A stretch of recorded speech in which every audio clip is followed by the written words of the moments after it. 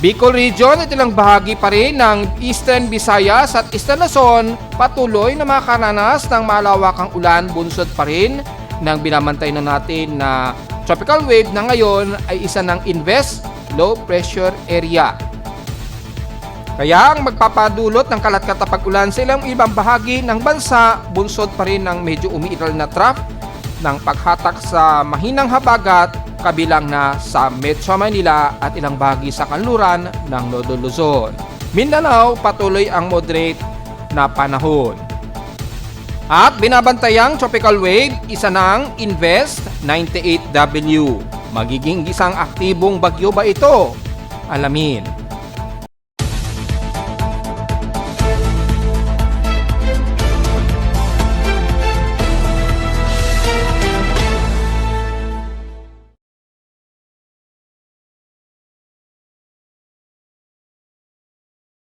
Hello, good morning mga folks. Welcome po muli sa ating Daily Weather Bulletin at Analysis para sa araw ng Sabado, September 13, 2025. Ang oras sa ating Boss Pep may umaga ay alas 11:01 na ng umaga.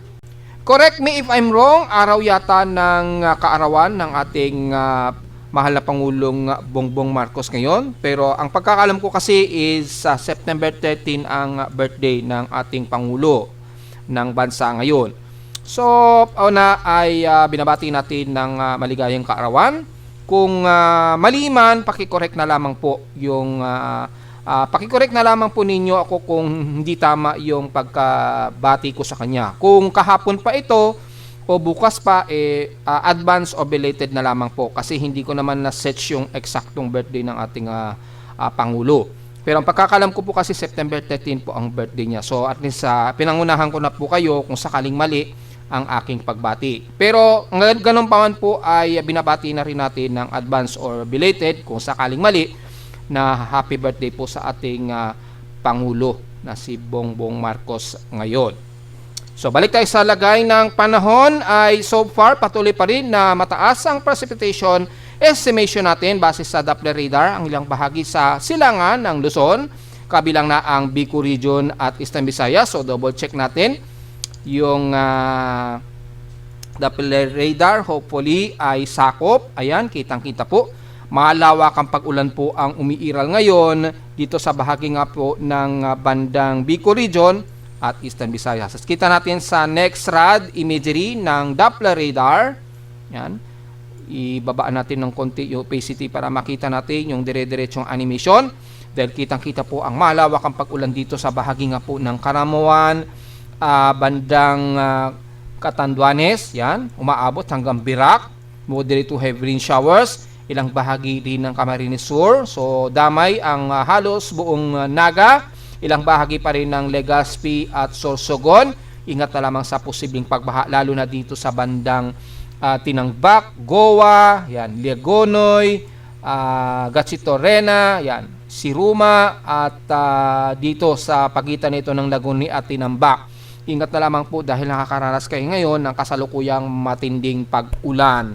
Hopefully ay maging alisto po tayo sa posibleng paring mga pagbaha dahil kahapon pa kayo tuloy-tuloy na inuulan.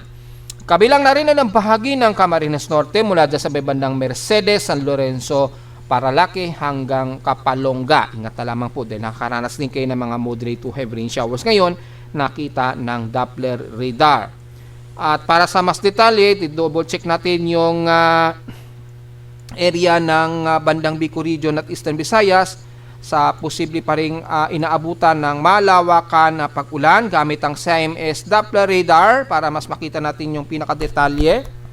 Kasi yung Doppler radar kasi natin dito sa Pilipinas ay hindi masyado sakop pa yung water vapor. Siguro dito mga light rain showers pero makikita dito sa bandang Bicol Region ay heavy rain to violent ang nakikitaan natin na pag-ulan dito na kumikilos pa kanluran. So anytime po sa maghapon makikita pa rin ay maaari pa ring ulanin ang Metro Manila kung tuloy-tuloy na kikilos pa kanluran ang itong trough na ito na may daladalang malawakang ulan na yan sa may bandang Bicol Region. At kung titingnan natin yung CMS Doppler radar ay kitang-kita po natin ang binabantay natin na tropical wave na ngayon ay isa ng Invest Low Pressure Area. Ayan, nasa may bandang lawang na ang upper low nito. Yung pinaka low level niya bandang oras na siya. Nandito na yung pinaka sentro niya.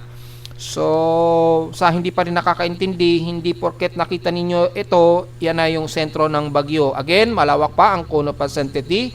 Pero kung titingnan natin yung pinaka upper, low, and low level convection, ito yung pinaka low level, yung C. Kung titingnan nyo sa Dvorak, ito yung center. Ito yung upper. Imagine niyo po yung tornado. Ganon po ang itsura ng tornado, di ba? Makikita nyo, hindi pantay ang itaas niya at ibaba. Kasi nga po, naitutulak siya ng vertical o horizontal wind shear. Yung vertical o horizontal wind shear sa kanya, yun yung nagsisilbing nagtitilt sa isang tornado. Imagine niyo po, ganun din ang nangyayari sa isang bagyo o low pressure area. Titingnan pa rin natin yung centroid niya, yung kanyang low level. Ito yung pinaka-centroid. Ito yung pinaka-upper, yung U. Yan. Kung sa Dvorak technique, makikita nyo yung upper at naka-indicate din dun yung centroid. So, yung centroid niya, which is yun yung pinagbabasehan ng mga meteorologists na approximate center ay nasa bandang eastern ito ng oras. Kay Pag-asa yata, bandang Borongan naman sa kanila. So, consider natin malawak po yung uncertainty niya na. Ibig sabihin po ay maari pang erratic yung center point niya, yung estimation. So anyways, maya-maya i-discuss natin yan. Sa ngayon, yung mga pag-ulan ang iiral nga po sa bandang Bicol region at kitang-kita nga po bandang Kaluran, nakakaranas din kayo doon mga scattered rain showers and localized thunderstorms. Mostly mga light to moderate ito. Pero yung mga ilang moderate to heavy, kitang-kita naman po sa bandang Bicol region po at Eastern Visayas, nakakaranas kayo ngayon dyan. So ingat na lang po sa mga kababayan natin ngayon sa may bandang Eastern Samar at Bicol region. At anytime maaaring pa rin ulanin ang bandang Quezon Province po, Calabarzon, kabilang na ang Metro Manila hanggang Central Luzon po yan. Dahil yung trough niya ay nagkakaroon na ng association dito sa southwesterlies trade wind. At kapag tumaas po yung accumulation niyan dahil sa yung trough nitong low pressure area, maaari nang magkaroon tayo na ng southwest monsoon na may dalang ulan na habagat anytime. So makikita po natin unti-unting nang nagre-accumulate yung mga water vapor dito. Kaya kalat-kalat po ang mga pag-ulan ang umiiral ngayon sa iba't ibang panig ng kanluran ng bansa. Although madalas light to moderate ang madalas na iiral. Base dito sa pinaka-estimation ng Doppler radar courtesy of CIMS. Pero sa pinaka-actual Doppler radar natin dito ay maliwanag na malawakan ng nagiging pag-ulan, moderate to heavy rain showers ang bandang Bicol region at Eastern Visayas. So sa ating lightning detection system, aktibo ang mga pagkulog at pagkidlat ngayon dyan sa may bandang Bicol region at ilang bahagi nga po ng Eastern Samar o Northern Samar. As of 11:09 AM na po ay nasa kasalukuyang 71. Hintayin natin mag-update yung 100 plus minutes. Ayan, so nag-update na po. Nasa total of 86 lightning strikes na po tayo. Meron kanina malapit sa bandang Rizal o bandang Rizal po malapit. So halos boundary na ng Metro Manila kanina 100 minutes ago. At inner ay 55 lightning strokes. So 55 po ang mas malapit sa kalupaan ng bansa. Yung outer kalimitan bandang Taiwan na ang area nito or dito sa may bandang malayo sa hilagang silangan ng Nodo Luzon. So most probably kani-kanina pa to, 20 minutes ago pa yung may mga aktibong pagkulog at pagkidlat dyan sa may bandang Bicol region. However, mag-iingat pa rin po mga kababayan natin sa eastern part ng Luzon, South Luzon at Eastern Visayas dahil patuloy pa rin kayo nakakaranas ng malawakang pag-ulan. Kung i-activate natin ang NOAA AVN, kitang-kita naman po yung malawakan na kaulapan nito na nagdadala ng matitinding pag-ulan pa rin sa iba't ibang bahagi ng Bicol region at Eastern Visayas. So ingat po sa mga posible pa ring pagbaha at pagguho ng lupa anytime. Sa ating rainfall advisory kay Pag-asa, bagamat final na daw ito sa Mindanao, so wala na magiging problema dyan. Ibig sabihin ay wala nang nakataas na rainfall advisory sa bandang Mindanao. Sa Visayas, nakataas pa rin siyempre ang eastern part ng Visayas, kabilang na nga po ang Bicol region. So matik na po. However, kasama pa rin ang bandang Palawan o Mimaropa at west portions ng Visayas, kabilang pa rin ang bandang Iloilo, yan, Negros region hanggang bandang Cebu pa rin. Bagamat kalat-cut out, medyo scattered pa lamang ang magiging mas madalas na magiging pag-ulan dyan sa area na yan kumpara sa Eastern Samar at Bicol region po. So, magdala lamang ng payong dahil magiging intermittent o medyo pabugso-bugso po ang mga buhos ng ulan sa inyo dyan sa Visayas habang umiiral yung ating surface trap dahil sa binamantayang Inves low pressure area na tinaas na ng ating tropical cyclone sector. Ayan, active na siya sa aking dashboard. Isa na itong Inves na tinawag na 98W nga po. So tatalakayin natin yan maya-mayang konti. Sa ating kaning conditions, overcast, gloomy, haze at mostly cloudy po umiiral dito sa amin sa Caloocan. So medyo haze, makikita naman sa live CCTV snapshots natin ay napaka-hazy po ang paligid sa amin at overcast. Pero makikita medyo nagpe-penetrate pa rin ang sikat ng araw sa ngayon.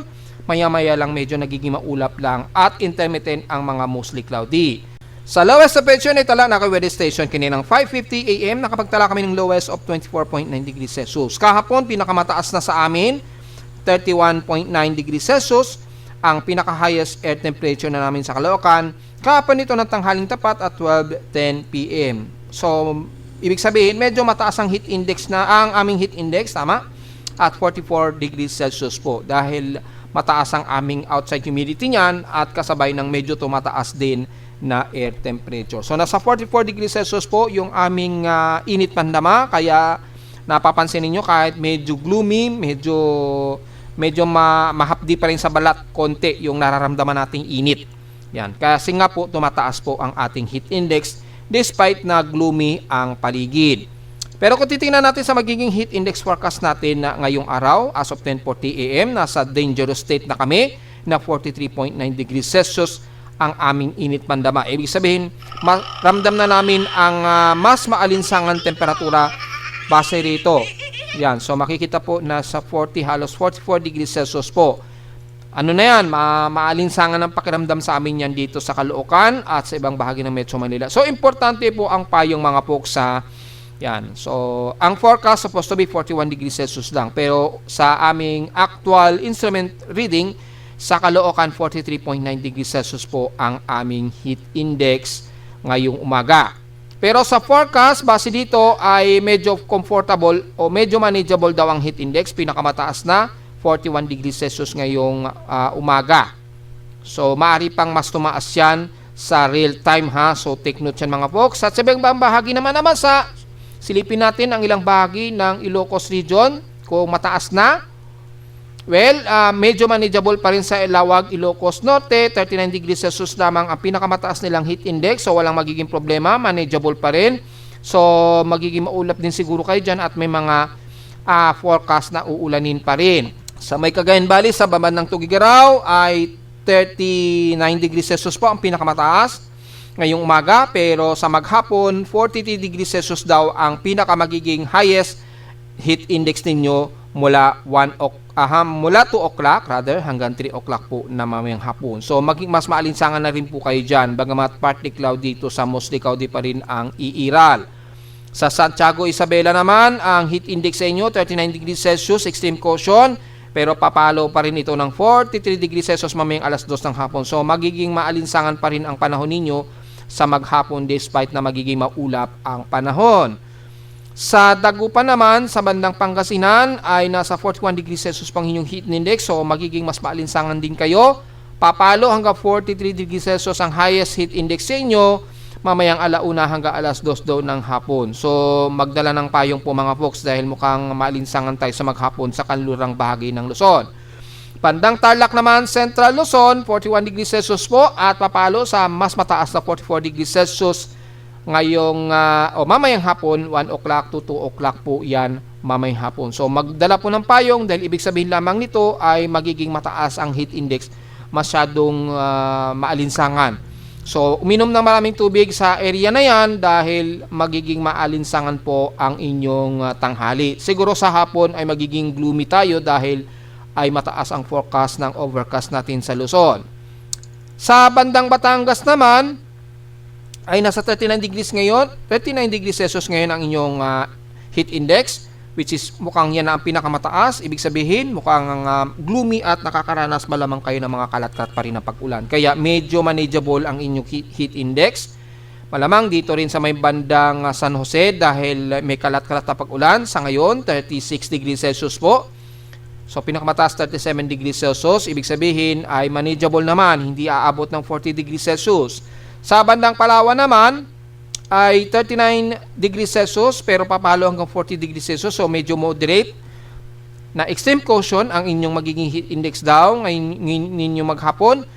Starting 12 o'clock hanggang 1 o'clock daw ng mamayang hapon po. So, medyo maaraw-araw sa inyo dyan kahit papano ha.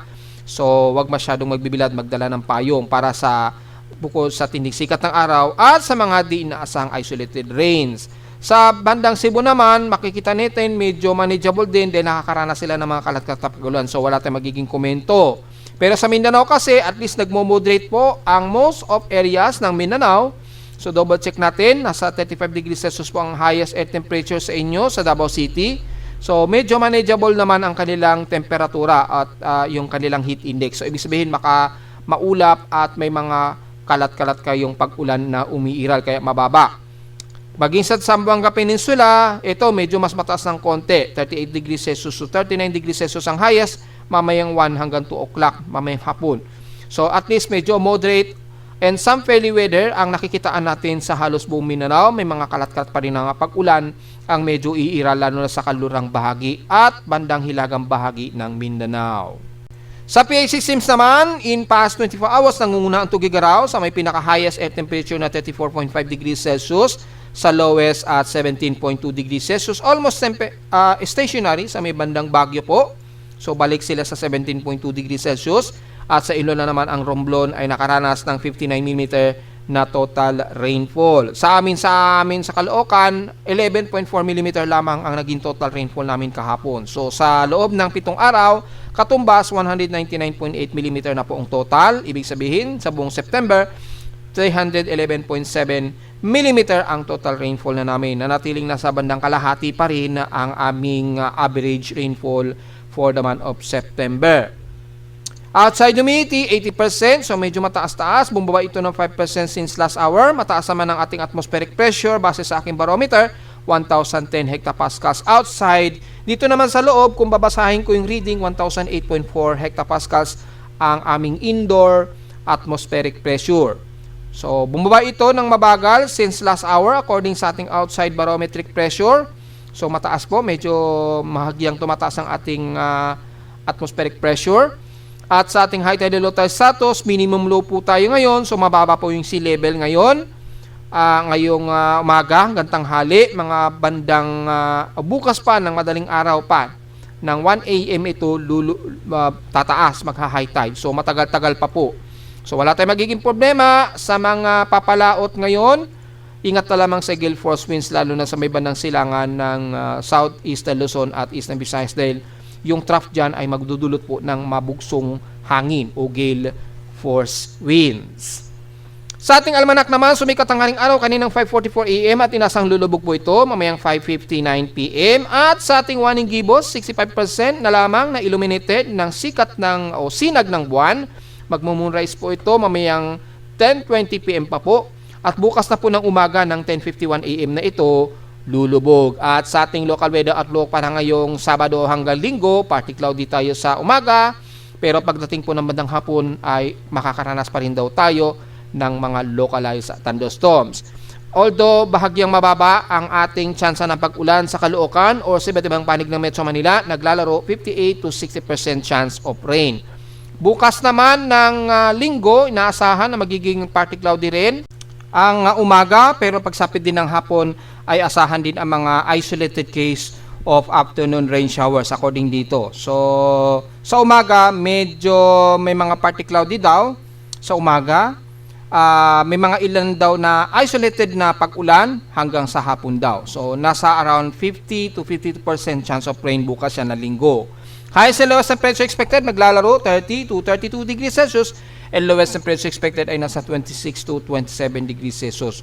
Ayon naman sa ating local weather advisory, courtesy o Pag-asa, yung data feed nila, pero late na po ito, 3 a.m. pa ito, namataan ng sentro daw nila, 140 km east of Borongan, Eastern Samar. So, late na po talaga ito dahil 3 a.m. pa nila ang huling ni-report nito. Ngayon, nasa may bandang oras na po yung location niya. Yan, yung location na ngayon nitong low pressure area na to na invest na ngayon na si 98W. So tatalakayin natin yan and extend maya-mayang konti. So diretso agad tayo sa ating ginagamit na satellite imaging. Makikita po ang malawakan na trough na ito ng upper low nitong si 98W. Yan. Makikita po ang malawakang pag-ulan ngayon ang umiiral sa iba't ibang bahagi nga po ng Eastern Samar. So halos buong Eastern Samar po nakakaranas kayo ng mga ilang moderate to some heavy rain showers po. Ingat na lamang po sila dyan sa mga posibleng pagbaha. Maging sa bandang Bicol region po mula Catanduanes, Andares ng Camarines Sur, Camarines Norte, ilang bahagi ng Sorsogon, Legazpi, hanggang dyan na sa may Albay. Ingat na lamang po sa mga potensyal na mga pagguho ng lupa just in case dahil may mga bulubundukin na paligid po dyan ha. At sa ilang bahagi naman ng Quezon Province, maaaring magkakaroon ng mga kalat-kalat na pag-ulan. Sa ngayon, medyo nagmo-moderate muna pero expected ang mga kalat-kalat na isolated rain showers and localized thunderstorms hanggang sa buong bandang Aurora region hanggang bandang Kasiguran at Isabela. Habang lumalapit na naman yung cluster ng kaulapan na ito sa may bandang eastern part ng Nodo Luzon. Ayun o. So asahan po ngayong tanghali o bandang hapon ay unti-unti sasama na naman ang himpapawid at magdudulot na naman ng kalat-kalat na pag-ulan. Umpisa natin sa ilagang bahagi ng Luzon, kabilang na ang kanlurang bahagi ng Nodo Luzon. Katamtaman sa ngayon ang inyong panahon pero partly cloudy to mostly cloudy. Asahan ang mga mahihina at kalat-kalat na pag-ulan ang medyo iiral pa rin mula Ilocos Norte hanggang Benguet, Pangasinan at Zambales po kasi medyo umiiral po yung manipis na southwesterly straight wind dito. Nagkakaroon ng emerging ng southwesterlies kaya medyo nagkakaroon ng water vapor sa kanluran. Kabilang na ang western portion ng Zambales na magdadala po ng malawakang pag-ulan dyan hanggang sa may bandang Olongapo, Bataan, yan, at ilang bahagi ng Central Luzon po. So kasama na ang bandang Baguio na magiging gloomy, overcast ang paligid and the rest ng bandang Nodo Luzon mula Kalinga, Mountain Province, Ifugao, hanggang dyan na sa Tarlac, Central Luzon, all the way hanggang Nueva Ecija, pababa ng ilang bahagi ng Pampanga at Bulacan. Magiging overcast and gloomy rin ang bandang Bulacan, papasok na po ng Metro Manila at Calabarzon area. So expected pa rin ang mga afternoon rain showers na rin na iiral. At mula dito sa bahagi nga po ng bandang Quezon Province mula Lucena hanggang Atimonan, asahan din ang mga kalat-kalat na pag-ulan ang iiral sa maghapon. Maulan din ang iiral sa bandang Mimaropa. Sa ngayon, partly cloudy o mostly cloudy ang umiiral sa may bandang Mindoro kaya medyo mababa ang heat index. Expected na ng mga isolated case of rain showers. Maulan din ang kasalukuyang umiiral ngayon silang bahagi ng Coron, Palawan, pababa ng El Nido, all the way hanggang Puerto Princesa. Some moderate to some heavy rain showers po ang medyo iiral sa inyo dyan. So, ingat na lamang sa possible po na heavy rain potential. Bagamat cluster po ito, makikita natin sa heavy rain potential, may mga mataas na heavy rain ang potential na uulanin sa Puerto Princesa at ilang bahagi ng Batarasa hanggang Balaba. Buong Southern Luzon naman, magiging maulap din, gloomy at kalat-kalat na isolated rain showers ang iiral sa buong Marinduque, ilang bahagi ng Romblon, Masbate at Burias Island. So kalat-kalat din na magiging pag-ulan natin dahil malapit lang dyan ngayon ang trough nitong low pressure area na binabantay natin. So mula sa bandang kanluran naman ng Visayas, magiging maulan din ang ilang bahagi ng Panay Island, especially sa bandang Capiz nga po, Concepcion hanggang Estancia, magdala ng payong at ang bahagi ng Aklan, bagamat maulap, asahan din ng kalat-kalat na pag-ulan sa maghapon. At mula sa bahagi ng Pasig at Iloilo, gloomy at overcast tayo, so expected pa rin ang mga kalat-kalat na pag-ulan na may pagkilat at pagkulog at iiral. Patawid na yan ang bandang Bacolod, so bandang Cadiz at Escalante, magiging kalat-kalat din ng mga moderate to some heavy rains, pero hindi naman tumatagal ng mahigit isang oras. Madalas lamang ang intermittent gloomy at mga light to moderate rain showers. Pababa na yan ang bandang Canlaon and the rest ng bandang Negros Occidental mula Sipalay. Sa bandang Negros Oriental naman ay magiging gloomy rin ang paligid ng Bindoy, Bais hanggang Dumaguete. Asahan din ng mga ilang light to some moderate rain showers sa maghapon dahil magiging maulap po ang inyong paligid, kabilang na ang isla ng Siquijor. Sa central naman ng Visayas, kabilang na ang Cebu at Bohol, magiging moderate ang panahon. Partly mostly cloudy tayo, so may mga isolated case of rain showers sa maghapon na may localized thunderstorm. So importante pa rin ang payong. At sa may bandang Leyte naman, Bagamat medyo umaraw-araw mula Cebu, asahan pa rin ang mga isolated case of rain showers and localized thunderstorms. Lalo na sa may bandang Tacloban po ha, papasok ng bandang Santa Rita. Patawid na yan ang bandang west portion sa Samar Region. Asahan ang kalat-kalat na pag-ulan na may pagkilat at pagkulog maging sa isla ng Biliran. Sa Southern Leyte, bagamat medyo umaaraw sa inyo, nagmo-moderate, pero nakataas pa rin at least 44% chances kayong uulanin mula Sugod pababa ng San Francisco or bandang Hinundayan. Asahan ng mga isolated case of rain showers din, may localized thunderstorms anytime. Moderate naman ang panahon at gloomy ang iila sa buong bahagi ng Mindanao. Bagamat binabanggit natin ang kalat-kalat pag-ulan ng iiral sa hilagang bahagi ng Surigao del Norte, ilang bahagi ng Caraga, mula Agusan del Sur hanggang Agusan del Norte ay despite na overcast and gloomy, asahan ng mga mahina at katamtamang pag-ulan hanggang sa halos buong Eastern Mindanao area. Pero kung ikukumpara natin sa ibang panig ng bansa, magiging mas maaraw po ang parte ng Mindanao. Kabilang na ang Bukidnon, pababa ng buong Davao Region. Ilang parte tumuslikaw din lamang ang iiral, so mga mahihina lamang na madalas na pag-ulan ang iiral. Except sa bandang hapon po na magkakaroon ng isolated rain showers and localized thunderstorms. Sa ngayon po, masyadong maaraw po sa inyo dyan. So, importante pong payong. Iwasan na lang po natin magbilad ng matindi sa atinding sikat ng araw. At magdala ng payong just in case po na magkaroon ng isolated rain showers sa maghapon. Ganon din sa buong bahagi ng Zamboanga Peninsula. Kalat-kalat din po ang mga pag-ulan ng iiral maging sa bandang dulo ng Zamboanga hanggang Basilan at Hulusulu. So mostly, generally medyo moderate ang ating panahon sa buong Mindanao area. Mga isolated madalas na pag-ulan ang iiral. So maliban sa bandang South Luzon nga po at Eastern Visayas at Bicol Region na mas makakaranas ng mas malawakang moderate to heavy rain showers dahil nga po sa outer trough o surface trough nitong low pressure area na binabantay natin ngayong araw. So kung pagbabasa naman natin yung ating rain and mean sea level pressure ngayong araw, makikita po natin yung forecast hanggang alas 2. Magiging maulan nga po ang bahagi ng Bicol Region at Eastern Visayas at ilang parte ng Mimaropa, lalo na sa bayban ng Palawan. May mga ilang light to moderate showers pong iiral dyan at Northern Mindanao. Ayan, kitang-kita naman po. At ilang bahagi pa rin ng Central at West portion sa Visayas, makakaranas din kayo ng mga ilang kalat-kalatin na makapag-ulan dyan dahil sa yung hatak sa southwesterlies na magdadala po ng water vapor dyan na magbubunsod po ng mga maulang bahagi ng West portion sa Visayas kasama na ang Palawan. Mga ilang light to moderate lang o very isolated naman ang iira sa may bandang Calabarzon kasama na ang Metro Manila at wala namang nakikitaan na magkakaroon pa ng pag-ulan dito sa extreme Northern Luzon. Siguro mga isolated na lamang po yan kung pumasok yung forecast. Mga bandang alas 2 naman ng hapon, mamaya, yan, hintayin natin mag-load, ayan, mga 2 PM po ito, mamayang hapon. Malaki kasi yung image ng ECMWF kaya matagal ang loading niya. Malaki yung image na kasi na yan. Kaya medyo mabigat ang pag-load ng image. Kung makikita naman natin, mamayang 2 o'clock PM onwards, ay magkakaroon ng mga ilang kalat-kalat na pag-ulan sa may buong South Luzon at Mimaropa. Damay din ang bandang Metro Manila. May mga mahihina at katamtamang pag-ulan daw sa kanluran ng Lolo Luzon. And the rest ng buong bandang Visayas, makakaranas lalo na sa may bandang kanluran. No? Kabilang na ang Panay Island at Negros Region. May mga kalat-kalat po na mga ilang moderate to heavy rain. Mamayang hapon, no? So malamang may mga localized thunderstorms na iiral dyan. And the Bicol Region at Eastern Visayas, makikita po sa may bandang Eastern Samar, ay magiging moderate to heavy rain pa rin ang magiging hapon ninyo. Kaya posible pa rin kayo magkakaroon ng tuloy-tuloy ng mga pagbaha.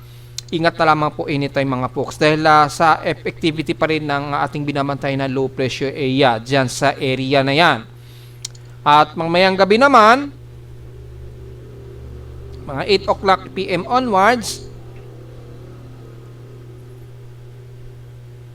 ay magiging maulan na ilang bahagi ng Northern Luzon, Central Luzon at ilang bahagi ng Central Luzon.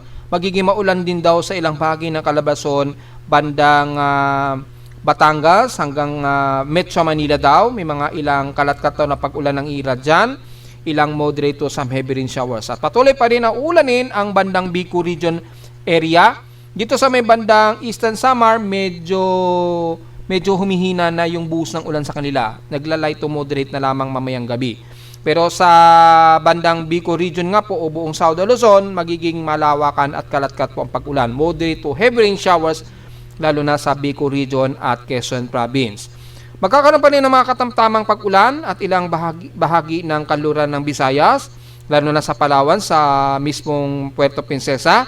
At Mindanao naman, makakaranas din kayo ng mga moderate to heavy rain showers, lalo na sa may bandang Caraga area. Yan, malamang sakop ang Agusan del Sur, Compostela Valley at ilang bahagi ng Davao del Norte. The rest ng Mindanao, mga ilang moderate rain showers daw ang naka-forecast mamayang gabi onward. So, importante pa rin ang payong sa maghapon dahil magkakaroon pa rin tayo ng mga kalat-kalat pag-ulan na may pagkilat at pagkulog sa iba't ibang panig pa rin ng bansa. Magiging mas malakasan nga lang ang buhos ng ulan dyan sa bandang Bicol region at bandang Eastern Samar and the rest ng Southern Luzon maghapon. So, ingat na lamang sa mga pagbaha at pagguho ng lupa, mga folks. So, diretso agad tayo sa ating ginagamit na computer-generated tropical cyclone sector dahil kaninang 8:45 AM ay na-detect na ng aking TC sector at itinaas na nga po ito bilang isang ILVES low pressure area mula sa pagiging tropical wave niya mula noong isang araw na inuulat natin ito, mga folks. And as of 11:30 AM, nasa center air pressure na ito na 1,009 hectopascals. Anyway, tawag sa kanya 98W ha, para bago natin makalimutan, 98W ito na may 1,009 hectopascal center air pressure at nanatiling uncertain pa ang kanyang movement. However, yung actual satellite imagery, pinapakita nga po mula sa analysis natin kahapon, pahilagang kanluran nga po ang pagkilos nito. At maaari pong mag-traverse ito sa anumang bahagi ng Southern Luzon ha. Mukhang gaganyan yan at tatawid ng bandang West Philippine Sea ayon sa pinakahuling ulat ng forecast natin mula noong isang araw. Maaring magganyan yung magiging kilos niya. Yung cone of error niya, maaring magtuloy-tuloy ito pahilagang kanluran pa rin ha. Ganyan. Pero yung mga lumalabas sa forecast kasi maaring mag-traverse yan sa anumang bahagi ng Southern Luzon at Visayas. So either way po diyan tumawid diyan ha. So ganyan po yung magiging posibleng magiging kilos niya. Sa ngayon pahilagang kanluran po ang kilos niya base rito at as of 11:30 AM nga po ang kasalukuyang lokasyon nitong si 98W. Yan, sukatin uli natin. Nasa may bandang east na ito ng oras. 77 km east ng oras ng Eastern Samar o Northeastern Samar na po. So yan na po ang kasalukuyang kilos niya. So kung magtataka kayo kaninang 8 nasa may bandang Dinagat Island pa siya kasi nandito pa yung lumabas kaninang actually 6:15 AM pa nga ito. Una itong na-discover dito sa may bandang Dinagat Island. Yan. Bandang Surigao o Dinagat Island nga po since 6:15 AM pa pala ito kaninang umaga. Then 8 o'clock AM lang natin namataan. So ngayon ay nandito na yan kaninang 10 o'clock AM Eastern ng oras and then ngayong 11:30 na nga po ay nandito na yan sa may bandang east ng oras Eastern Samar. Mga 77 km nga po nung huli nating ni-record o sinukat yung distansya. So makikita po pahilagang kanluran ang kilos niya at kung i-activate natin yung Himawari RB, yung rainbow color, makita po natin yung malawakan na trough nito na nagdadala ng matitinding pag-ulan dito sa bahagi nga po ng Eastern Samar region. Kaya pinag-iingat po mga kababayan natin sa mga pagbaha at pagguho ng lupa anytime. At yung outer trough niya at nagkakaroon na rin ng influence ng hatak sa southwesterlies na nagdudulot po ng ilang water vapor po dito sa may bandang kanluran ng bansa natin na nagkakaroon ng mga kalat-kalat na pag-ulan. Yung southwesterlies dyan, nagkakaroon na ng inflow dahan-dahan habang upper swelling itong low pressure area na ito na ating binabantayan. So kasalukuyan ang bandang Bicol region nga po, yan, kasama na ang buong Bicol region ay makakaranas po kayo ng mga moderate to heavy rain shower. So ingat na lamang po mga folks. At sa ngayon, maliit pa ang tsansa nito na magiging isang aktibong low pressure o magiging ganap na bagyo sa ngayon. Yan, mababa pa o low pa ang tsansa niya na posible itong maging isang aktibong low pressure area o bagyo. So wala pang lumalabas na forecast and symbol sa kanya. maging yung tropical cyclone forecast track combination. Wala pa pong inalalabas. Ito yung actual na Himawari floater niya. Ito ngayon yung pinaka upward low niya at saka low level. Ayan na, nakita na kasi yung pinaka low level. Ayun, no? So makikita po yung sirkulasyon, nagkakaroon na ng mabilis na pagkilos pahilagang kanluran. So maaari pa itong tumawid pahilagang kanluran, maaring mag-traverse ito ng pakanluran, or maaring tuloy-tuloy pa rin itong humilaga dito patungo sa direksyon ng northeastern Luzon. So medyo erratic pa yung forecast track. Pero kung sisilipin natin yung ibang mga ensemble forecast, since wala tayong initially na forecast ensemble pa sa ating tropical cyclone monitoring, yan, ganon din na pinapakita sa forecast track ng Japan Meteorological Agency, pahilagang kanluran din ang kilos niya. So may posible pa siyang dumire-diretso pahilagang kanluran, or maaaring tumawid dito bandang pa West Philippine Sea pa rin hanggang bukas po na Linggo o Lunes. So since wala pong empirical forecast, tingnan natin kung sa susunod na 24 oras magiging tropical depression ba ito kay Japan Meteorological Agency. Mukhang hindi pa rin, or within 24-hour period, 48-hour period. So makikita nyo po, magtatraverse nga po ito ng bandang Southern Luzon. Ayun, no? So base na rin dito sa loob ng 48 oras, tatawirin daw nito ang bahagi ng Southern Luzon or Visayas, gaya ng ating analysis ng mga nakarang araw pa. So lumalabas din dito kay GMA sa susunod o within 48-hour period ay mukhang tatraverse nito ang buong Southern Luzon or bandang Northern Visayas. Malawak po yung kanyang circle of uncertainty, kaya hindi natin direktang mapipinpoint kung saan talagang eksaktong tatawirin yan. Ang malinaw lamang, ang area ng Southern Luzon ang tatawirin niya, banda rito sa area na yan. Yan, hanggang northern part ng Visayas. So yun lang po ang medyo malinaw na masasabi natin. Titingnan natin sa ibang track ensembles kung may lumalabas. Makikita natin mukhang wala pang latest track ensemble. So sa ngayon, ang mapagbabasehan lamang natin pahilagang kanluran ng kilos niya. At base nga po sa 48-hour forecast ng Japan Meteorological Agency, ay posible itong mula rito ay tatawirin nito ang buong Southern Luzon, ganyan, this weekend, at maari itong umexit ng West Philippine Sea either bukas ng Linggo or bandang Lunes na siguro. So approximate ahead of time na lamang. Then yung cone of probability o uncertainty ay napakalawak. Yan yung pinaka uncertainty range niya. So ano man na magiging eksaktong position nitong low pressure area, okay lamang po dahil malawak nga po yung kanyang cone of error niya. Kaya hindi natin talaga maiiwasan na mag-iiba-iba ang latitude and longitude position ng sentro ng mga tropical forecast system o automatic tropical cyclone forecast system na makikita nyo sa iba't ibang mga weather agencies, maging dito sa PIMO Weather Tropical Cyclone Sector. Malinaw yan mga folks ha. So sa ngayon, yan muna ang analysis natin, pero tingnan natin yung magiging forecast ng global assessment monitoring natin. Mula sa pinaka West Pacific Basin natin, makikita natin ay wala tayong nakikitaan na aktibo o mataas na formation probability in real time base dito sa data feed. Yan, ganun din dito. Walang masyadong distinguished. Observable lamang yung trough. So, tropical wave lamang ang ini-indicate dito. Puro tropical wave lamang. Pero kung titingnan natin sa global spectral model, makikita natin ay itong shallow trough nito, tatawirin nito ang buong Southern Luzon o bandang Northern Visayas at Southern Luzon. Then tatawid dito hanggang West Philippine Sea nga po. Yan o, kitang-kita naman po, ito yung shallow circulation, malawak po. So, napakalawak ng kanyang cone of error. And then, hanggang September 15 nga po ng Lunes, hanggang Lunes nga daw po, lalabas na ito ng Philippine area, ng West Philippine Sea pa, hindi pa sa PAR. Yan, tatawirin ito ang buong Southern Luzon, then exit ito ng West Philippine Sea bandang Lunes na siguro nga, kung hindi man Linggo, base rito sa global spectral model. Sa mean sea level pressure, makikita naman natin dito, halos hindi ma-determine yung pagkilos ng low pressure area na si 98W, So, hindi ma-determine dahil mataas yung atmospheric pressure. Yan, mga September 15, ayun, so halos hindi ma-determine. Pero kita naman sa wind speed and direction, inaasahan tatawid nga po ito ng buong Southern Luzon or bandang Northern Visayas, pa ganyan. And then, exit nga po ito pa West Philippine Sea. Kung hindi man bukas ng linggo, malamang Lunes na po nga, mga Lunes na nga po ito ng bandang umaga.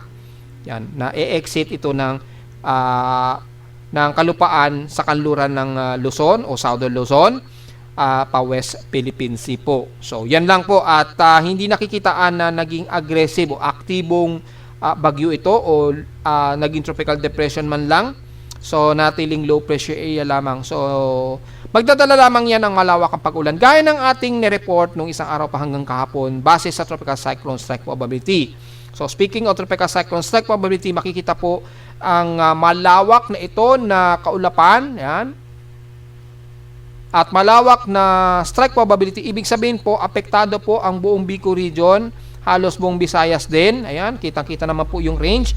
Kasama ang Metro Manila hanggang bandang Central Luzon, umaabot ng 20 to 40%. Kasama ang Metro Manila na yan. And then, above 90% sa halos buong Southern Luzon at part ng Visayas, Northern Visayas area. Yun. Sama-sama pa din ang bandang Samar.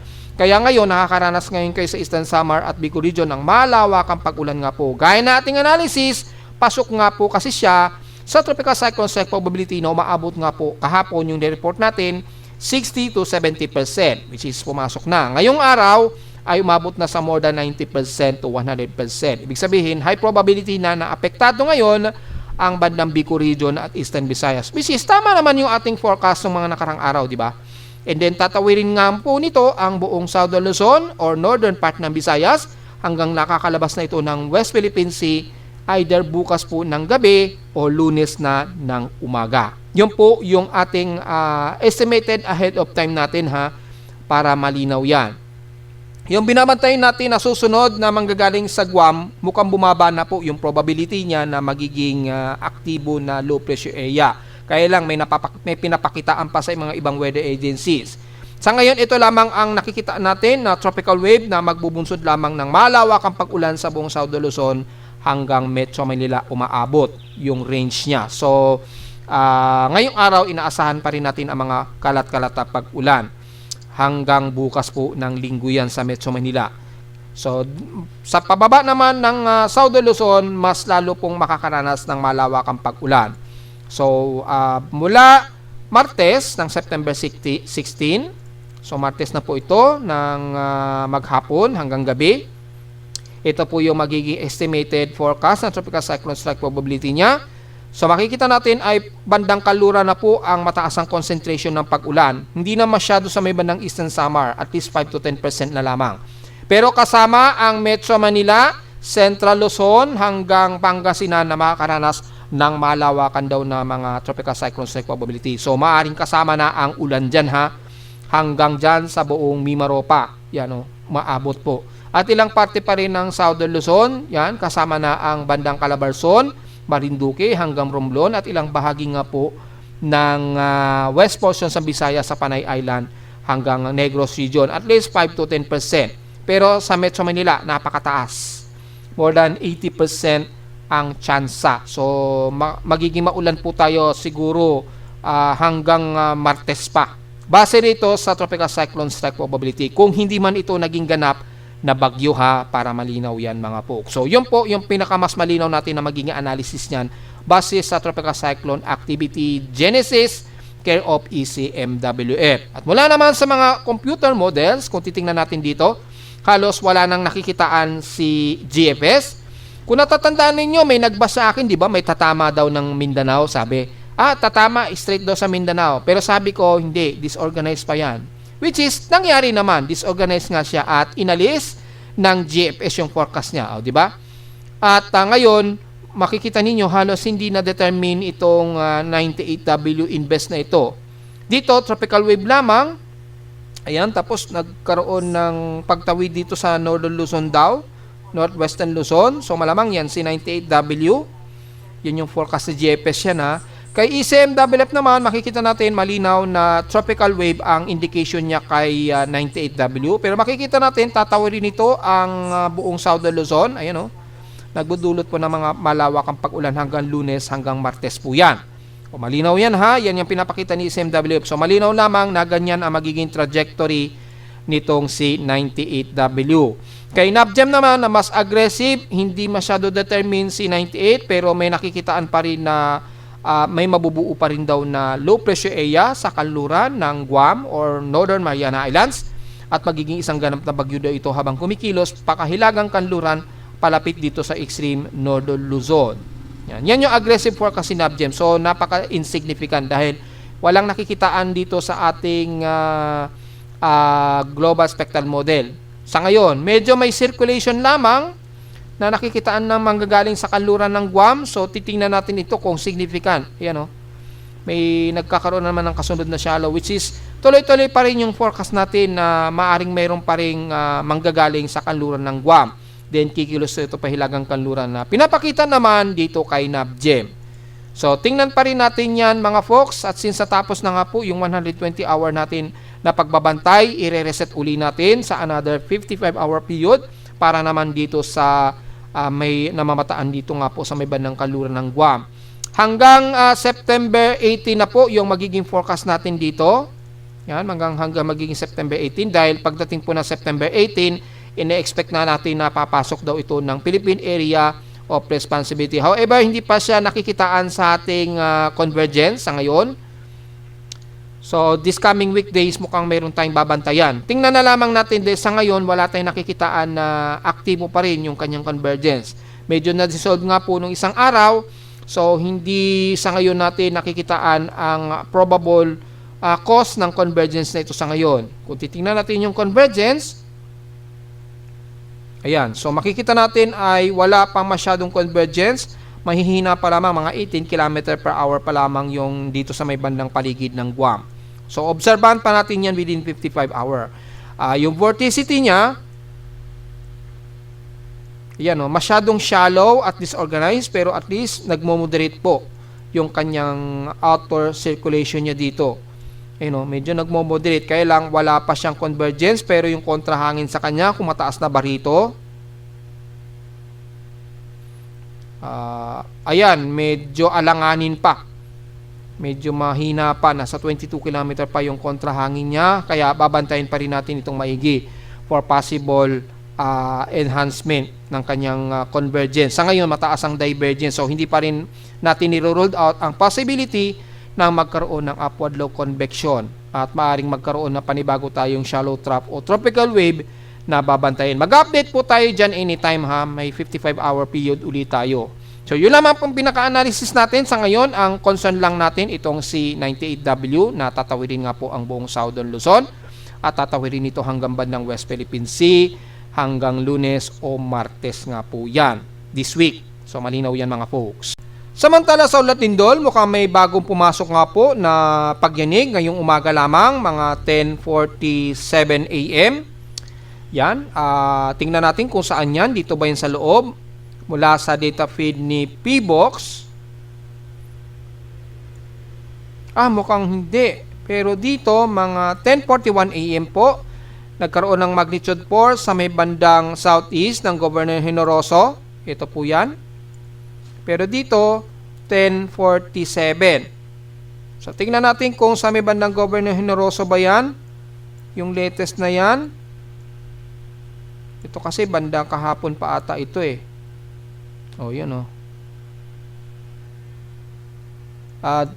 September 7 pa to. So, yung pinakamalakas sa pagyanig sa may bandang Governor Generoso, Davao Oriental, magnitude 4.0 ito na may lalim na epicentral depth of 1,006 km. 10:41 AM po ito naganap, pero sa aking seismometer ay nag-record siya 10:46 o 10:47 ngayong umaga, yung manig ito. Double check natin gamit ang International Seismic Network. Ayun, mayroong magnitude 7.4. Ito. So, may sabihin, sa baba ng Kamchatka, near east ng coastal ng Kamchatka ng Russia na naman ito. Lakas magnitude 7.4 na naman. So yumanig na naman dyan sa may bandang Kapchaka. So ibig sabihin, oras sa Pilipinas, 10:37, nag-arrive sa amin sa Caloocan, 10:47. Ibig sabihin, hindi yan galing sa bandang Mindanao, kundi galing yan dito sa Russia. Ang epicenter sa may bandang coast, off coast ng Kamchatka, Russia. Magnitude 7.4 ito na may epicenter depth of 43.9 km ang lalim. So, malakas siya malakas. Medyo malalim-lalim lamang, so double check natin yung kanyang creation, kung magkakaroon na naman ba ng panibagong tsunami warning. Double check natin dito, hopefully merong data. Wala namang nakataas na ripple o tsunami warning. Dito sa Kachijima Island, wala ring nakataas. So mukhang wala namang warning of tsunami na magaganap. Yan wala. Yan. So, tingnan natin dahil magta-travel pa yan. Manggagaling dito yan sa Kamchatka. Then, magta-travel waves yan. So, double check natin sa tsunami warning kung may nakataas. Wala. Unlikely naman siya. So, wala rin. Minor lamang. Ibig sabihin ay mababa. Mababa ang probability of tsunami warning. Yan. So, yun lamang po at ipopost natin yan sa Facebook page anytime soon. So, the rest sa data feed ni PBox, merong isang magnitude 4 ang naitala sa may bandang southeast ng Governor Generoso, Davao Oriental, na may magnitude 4. At wala kaninang madaling araw, wala namang nauna na mas malalakas sa pagyanig before ng pagyanig ngayong umaga sa Governor Generoso, Davao Oriental. Yan.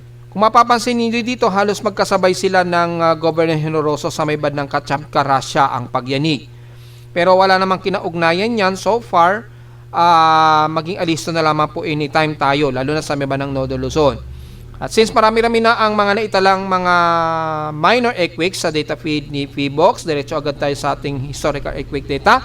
Kung nakakailang total earthquakes na tayo ngayong araw for the month of September na yan So, load natin yung month of September. Yan. So, nasa total of 421 earthquakes na tayo. 396 dito is magnitude 2.0 pataas, 22 sa magnitude 4, at 3 pa rin ang ating magnitude 5.0. So, mas dumadami yung magnitude 4 at retain sa 3 ang ating magnitude 5.0 pa rin. So, halos mangangalahati na po o magpa-500 na po halos yung ating total earthquake. Tingnan pa rin natin dahil magse-second week pa lang naman. Halos magse-second week pa lamang po. So, maaari pang magdagdagan yan. So, magiging mas alisto po tayo, lalo na't mayroong malakas na paginig ang nakreate sa may bandang Russia. Tingnan natin yung magiging galaw ng ating mga tectonic o fault line natin dito sa bansa. At narito naman ating 3-day the weather forecast para sa araw ng Sabado, September 13, 2025.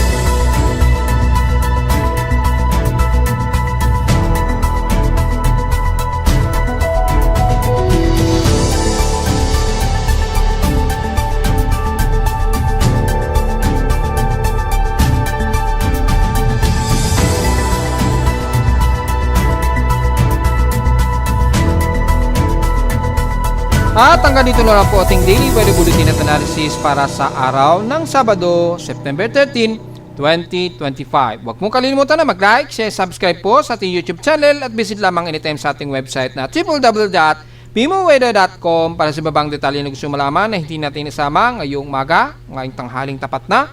Sa ating report, expected lang natin ang overcast and gloomy at expected pa rin ang mga afternoon rain showers. At visit lamang sa ating website sa ating gustong malaman ang pinaka-dynamic events mula sa reading ng aking aparato sa Caloocan at sa data feeds mula sa iba't ibang weather agencies. Maraming salamat po mga folks at magandang araw po sa ating lahat.